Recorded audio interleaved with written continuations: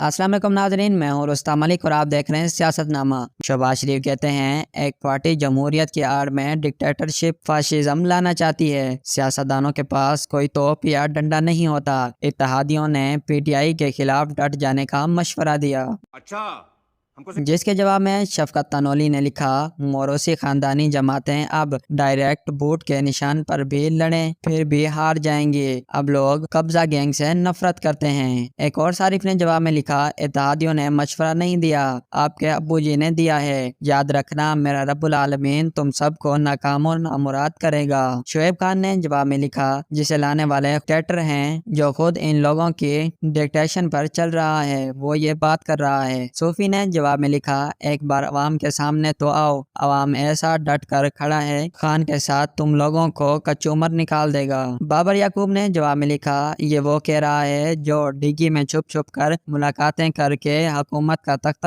الٹنے کی سازشوں میں شامل اور مصروف رہا اور ملک میں آمرانہ وسطیت کا چہرہ بنا۔ عامر شیخ نے جواب میں لکھا، جنہوں نے آپ کو ڈٹ جانے کا کہا ہے وہ خادم کو الوداع کہہ رہے ہیں۔